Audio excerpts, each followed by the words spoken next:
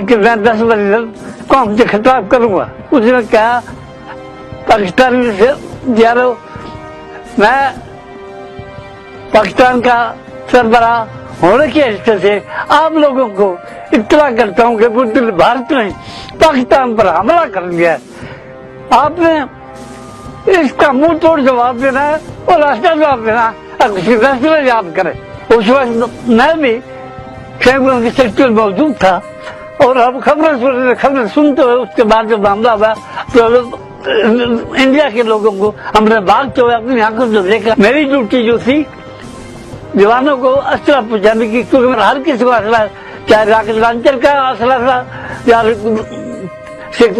D3 कर रहा है या जो भी हमारा चल रहा है, हर किसी को हमेशा हमारे पास मौजूद था और आपने जगह जगह सेक्टरों में पहुंचाया और पहुंचाते रहे और अपनी तमीर के मुताबिक जंग में अपने जवानों को खुशहाल तरीके से देखा। जब हम हाथ में जा रहे थे तो हमारे साथ हमारी आवाम सड़क के साथ साथ किनारे किनारे पर कतारें बांधे खड़ी थी कि हमें सामने से चलो।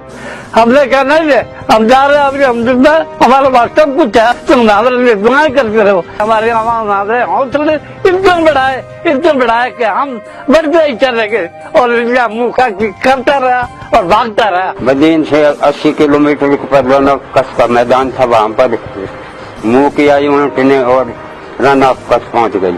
यूनिट ने अटैक किया, दुश्मन को काफी गाड़ियों को और आदमियों को कैद किया, काफियों को मार दिया और उधर से इलाके पर कब्जा कर लिया गया। वहाँ से फिर अचानक हुक्म मिला कि आपने कसूर सेक्टर में अटैक करना है।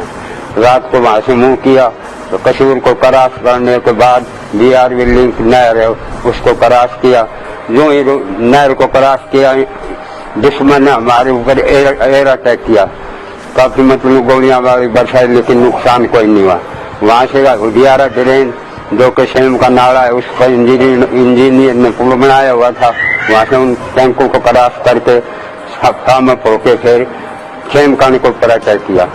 पहले अटैक के अंदर दुश्मन ने काफी टैंकों को बर्बाद किया, दुश्मन के इन्फेंट्री को कैद किया और वहाँ से हमने देखे उनका 15 किलोमीटर का इलाका तकरीबन कब्जा कर लिया। अभी मेरे अंदर इतना जज्बा है कि मैं दुश्मन के इलाके में जाकर टैंक से हमला कर सकता हूँ और उसके इलाका पर कब्जा कर सकता हूँ।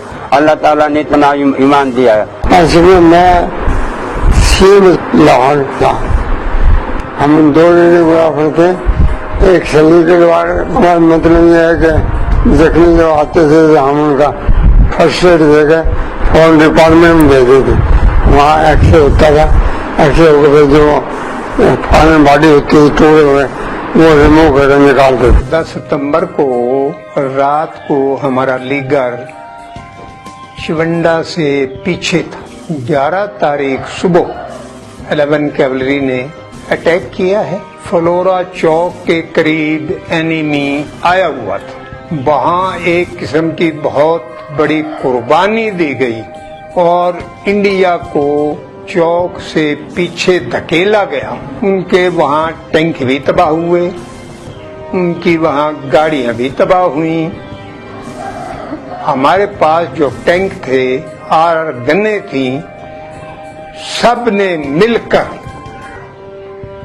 आर्टिलरी का ओपी हमारा वहाँ फ्लोरा चौक के अंदर थाने में ऊपर बैठा था और वो वहां से शेलिंग करा रहा था और इंडिया का इतना नुकसान हो रहा था कि इंडिया वहां रुक न सका, बल्कि उसको वहां से जान छुड़ानी मुश्किल हो गई कि हम यहां से निकले कैसे। उनको जो इतने भी टैंक और उनकी गने थी उनको धकेलते हुए पीछे उनकी आर्टिलरी बिल्कुल फेल हो गई, वहां कारगर नहीं उनका फायर हो रहा था क्योंकि उनका ओपी वहां से जगह छोड़ चुका था। जो मेरा नायब सूबेदार अब्दुल हफीज गाजी हूँ मैं 65 की जंग का और 31/7/58 में मैं भर्ती हुआ। 380 में मेरी ट्रांसफर हुई चकलाला ट्रेनिंग करके।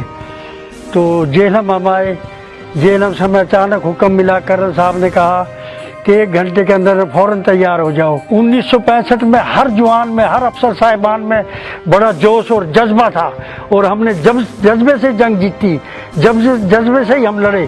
पूरी कौम अभी भी पाकिस्तान की फौज के साथ खड़ी है।